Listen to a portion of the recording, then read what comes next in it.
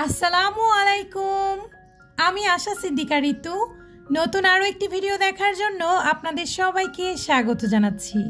আশা করছি কাছে দূরে যে যেখান থেকে আমার এই ভিডিওটি দেখছেন সবাই অনেক ভালো আছেন, আর আমিও আল্লাহ তাআলার অশেষ রহমতে আলহামদুলিল্লাহ অনেক ভালো আছি। দেখতে দেখতে ঈদের ছুটি শেষ হয়ে গেল, আর প্রায় 1.5 মাস পর খুলে দিচ্ছে বাচ্চাদের স্কুল। বাচ্চাদের স্কুল খোলা মানেই তো মায়েদের হাজারো ব্যস্ততা। আর একবার স্কুল শুরু হয়ে গেলে কিন্তু মোটামুটি কোরবানির ঈদের আগ পর্যন্ত একদমই ফ্রি হব না। পুরো 2 মাসের জন্য কিন্তু একেবারেই এঙ্গেজ হয়ে যাব। তো এ কারণে আমি আজ চিন্তা করলাম আমার পুরো বাসাটা একেবারে ডিপ ক্লিন করে ফেলি, কারণ একবার স্কুল শুরু হয়ে গেলে এই ধরনের কাজকর্ম করার একদম সুযোগই পাবো না। শুরুটা কোথা থেকে করব বুঝতেই পারছিলাম না।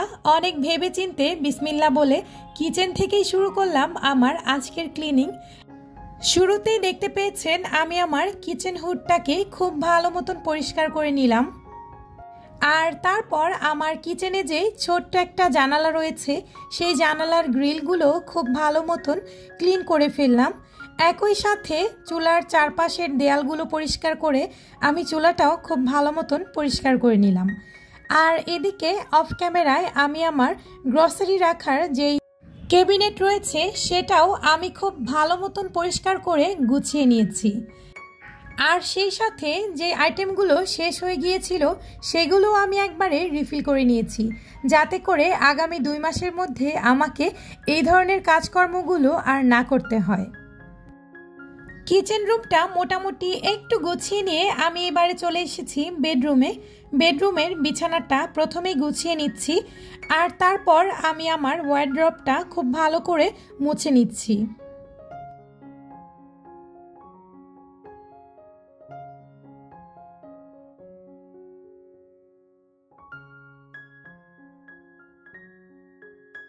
ওয়ার্ড্রপটা খুব ভালো করে পরিষ্কার করে নিয়ে এবারে আমি চলে এসেছি আমার বাসার দরজাগুলো পরিষ্কার করে নেওয়ার জন্য। এক ভিডিওতে যেহেতু খুব বেশি ডিটেইলে সব কিছু দেখানো যাচ্ছে না, এ কারণেই আমি ছোট ছোট কিছু ক্লিপ নিয়ে আপনাদের সাথে শেয়ার করছি, জাস্ট আপনাদের ধারণা দেওয়ার জন্য। একটা দরজা আমি অন ক্যামেরায় পরিষ্কার করে দেন আমি আমার বাসার সবগুলো দরজা অফ ক্যামেরায় পরিষ্কার করে নিয়েছি।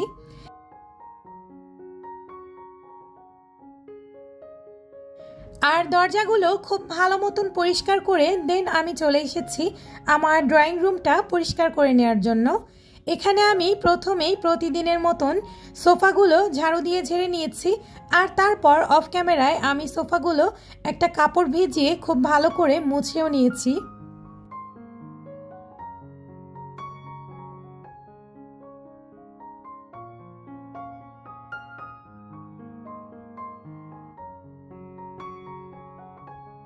লিভিং রুমটা পরিষ্কার করতে এসে চোখ পড়লো এই ফ্লাওয়ার ভাসটার দিকে।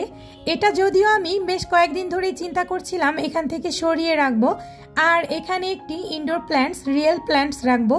তো যেই ভাবা সেই কাজ, আমি আর্টিফিশিয়াল ফ্লাওয়ার ভাসটা সরিয়ে নিয়ে এখানে একটা রিয়েল প্ল্যান্ট সেট করব। তো এই কারণেই আমার একটি পাম্প গাছ ছিল, তো সেটাকে আমি একেবারে ওয়াশরুমের মধ্যে নিয়ে এসেছি ক্লিন করার জন্য। শুরুতেই দেখতে পেয়েছেন গাছটা কিন্তু বেশ ময়লা ছিল। আসলে এটা ছিল আমার মেইন ডোরের বাইরে, এই কারণেই গাছটাতে প্রচুর পরিমাণ ধুলোবালি জমে গিয়েছিল। তো দেখতেই পেয়েছেন আমি কিভাবে গাছটাকে ক্লিন করে নিলাম। একটা হ্যান্ড শাওয়ারের মাধ্যমে আমি খুব ভালো মতন গাছটাকে প্রথমেই ধুয়ে নিয়েছি গাছের পাতাগুলো। তারপর কিন্তু একটা নরম কাপড়ের সাহায্যে আমি গাছের পাতাগুলোকে খুব ভালো মতন মুছে দিয়েছি।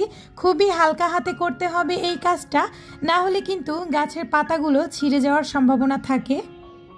তো দেখতেই পাচ্ছেন একটা রিয়েল গাছ ড্রয়িং রুমে দেওয়াতে ড্রয়িং রুমের লুকটা পুরোটাই একেবারে চেঞ্জ হয়ে গিয়েছে। তো সবশেষে আমি একটু ফ্যানটা ছেড়ে দিলাম গাছটা যাতে খুব দ্রুত শুকিয়ে যায়। এদিকে ড্রয়িং রুমের কাজকর্ম শেষ করে আমি চলে এসেছি আমার ফ্রিজগুলো পরিষ্কার করে নেওয়ার জন্য। ফ্রিজের ভেতরটা আমি 2-3 দিন আগেই খুব ভালো করে ডিপ ক্লিন করেছিলাম, এখন শুধুমাত্র উপরের দিকটা আমি ক্লিন করে নিচ্ছি। আর এছাড়াও আমি আমার ডিপ ফ্রিজটা বেশ কয়েকদিন আগেই একেবারে ডিপ ক্লিন করে নিয়েছি, তো ওটা আর এখন পরিষ্কার করলাম না। ফ্রিজটা পরিষ্কার করে রেখে এদিকে আমি চলে এসেছি আমার ওয়াশ বেসিনের কাছে। একটা সময় ছিল যে সময় প্রতিদিন এইসব কাজ আমি একবার করে করতাম। একবার বললেও ভুল হবে, অনেক সময় দেখা যেত এই ধরনের কাজ আমি 2বার থেকে 3বারও করতাম। তবে এখন সময়ের অভাবে এই কাজগুলো আর প্রতিদিন করে নেওয়া হয় না। সত্যি কথা বলতে একটা সময় কাটানোর জন্য যেই কাজগুলো করতাম, আর এখন হচ্ছে সময়ই পাই না সেই কাজগুলো করে নেওয়ার জন্য। তো যাই হোক, আপনাদের সাথে কথা বলতে বলতেই আমি আমার ওয়াশ বেসিন প্লাস বেসিন এরিয়ার সমস্ত জিনিসপত্র খুব ভালো করে ক্লিন করে নিলাম। ওয়াশ বেসিনটা খুব ভালো করে পরিষ্কার করে নিয়ে এবারে আমি চলে এসেছি আমার ওভেনগুলো পরিষ্কার করে নেওয়ার জন্য। আর আজকের পুরো ভিডিওতে আমি যে স্প্রেটা ইউজ করছি ক্লিনিংয়ের জন্য, এটা কিন্তু আমার নিজেরই বানানো। এটার ভিডিও অলরেডি আমার চ্যানেলে দেয়া আছে, আপনারা চাইলে চেক করে নিতে পারেন। এই ক্লিনিং স্প্রেটা কিন্তু খুবই ভালো কাজ করে, গ্লাস থেকে শুরু করে মেটাল পর্যন্ত যে কোনো জিনিস পরিষ্কার করার ক্ষেত্রে খুবই অন্যতম একটি জিনিস। তো আমি এদিকে অফ ক্যামেরায় ওভেনটা ক্লিন করে নিয়েছি, আর সেই সাথে ওভেনের উপরে নতুন কিছু জিনিস দিয়ে ডেকোরেট করে নিচ্ছি। এই স্পুন হোল্ডারটা ওভেনের উপরে ছিল না, আগে কাউন্টার টপের উপরে ছিল, তবে আজকে মনে হলো ওভেনের উপরে স্পুন হোল্ডারটা দিলে দেখতে ভালোই লাগবে। পুরনো জিনিস দিয়েই যেভাবে নতুন লুক ক্রিয়েট করতে হয় এই আর কি। আমি আসলে এরকমই মাঝে মাঝেই ঘরের জিনিসপত্র এদিক থেকে ওদিক নেই, ওদিক থেকে ওদিক নেই, যাতে করে ঘরের লুকটা একটু চেঞ্জ মনে হয়। তো যাই হোক, আমি ওভেনের উপরটা ক্লিন করে অর্গানাইজড করে দেন আমি আমার সিঙ্কগুলো পরিষ্কার করে নিচ্ছি। আজকে কিন্তু পুরোটা দিন জুড়ে আমি প্রচুর পরিমাণ কাজ করেছি, ভিডিওতে দেখে বুঝতে পারছেন কিনা জানি না। কিছু অফ ক্যামেরায়, কিছু অন ক্যামেরায় আমি এভাবে করেই সারা ঘর একদম ডিপ ক্লিন করে ফেলেছি। আর সত্যি কথা বলতে পুরো বাসাটা যখন আমার ক্লিন হয়ে গিয়েছিল তখন আমার নিজের কাছে যে কতটা ফ্রেশ ফিল হচ্ছিল সেটা আর বলে বোঝানো যাবে না। পুরো বাসাটা ক্লিন করতে করতে আমার মোটামুটি সন্ধ্যা হয়ে গিয়েছিল। তো বিকেলের পর আমি ওই দিন আর তেমন কিছু ভিডিও করতে পারিনি। এটা হচ্ছে পরদিন সকালবেলা। আজকে থেকেই শুরু হয়ে যাচ্ছে আমার মেয়ের স্কুল। তো সব সময়ের মতন খুব ভোরবেলা ঘুম থেকে উঠে গিয়েছি, তারপর মেয়ের নাস্তার জন্য চুলাতে কিছুটা দুধ বসিয়ে দিলাম। মেয়েকে আজকে সকালের নাস্তায় দিয়ে দিচ্ছি কোকো ক্রাঞ্চ। খুব ভোরবেলা স্কুলে যেতে হয় যেহেতু, এই কারণেই অন্য কোনো খাবার সে খেতে চায় না। তো আমি এদিকে দুধটা গরম করে কোকো ক্রাঞ্চ দিয়ে মেয়েটাকে নাস্তা দিয়ে দিলাম। আর সেই সাথে আমি আমার মেয়ের জন্য হালকা পাতলা একটু টিফিন দিয়ে দিব, কারণ এখন স্কুলের টাইমটা একটু কমিয়ে দিয়েছে।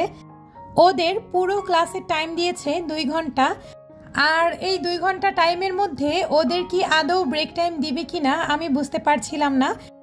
এই কারণেই তেমন কোনো ভারী খাবার না দিয়ে আমি ওকে একটু বিস্কিট আর চিজ দিয়ে দিলাম। এটা যদি ও ক্লাসে না খেতে পারে তাহলে ছুটির পরে গাড়িতে বসে খেয়ে নিবে। আর এদিকে গরম যেহেতু অনেক, এ কারণেই পর্যাপ্ত পরিমাণ পানি আর কিছুটা ট্যাঙ্কও গুলিয়ে দিলাম। তো মেয়েকে নাস্তা খাইয়ে টিফিনটা গুছিয়ে নিয়ে তারপর রেডি হয়ে আমি আমার মেয়েকে নিয়ে স্কুলের উদ্দেশ্যে রওনা হয়ে পড়েছি। অনেক দিন পর যেহেতু স্কুল খুলেছে, এই কারণে আমার মেয়েটা অনেক বেশি এক্সাইটেড ছিল, খুবই খুশি ছিল গতকাল রাত থেকে। যদিও এই স্কুলটা আরও 1 সপ্তাহ আগেই খোলার কথা ছিল, তবে গরমের কারণে আবারও বন্ধ পড়ে গিয়েছিল। তো বিসমিল্লাহ বলে আমরা স্কুলের পথে রওনা হয়ে পড়েছি। আজকের ভিডিওটি আপনাদের কাছে কেমন লাগলো সেটা অবশ্যই কমেন্ট করে জানাবেন, আর ভিডিওটি ভালো লেগে থাকলে প্লিজ একটা লাইক দিয়ে দিবেন। তো সব মিলিয়ে এই ছিল আমার আজকের ভিডিও। নতুন আরও একটি ভিডিও দেখার আমন্ত্রণ জানিয়ে আজকের মতন এখানেই বিদায় নিয়ে নিচ্ছি। সবাই ভালো থাকবেন, সুস্থ থাকবেন। আল্লাহ হাফেজ। আসসালামু আলাইকুম।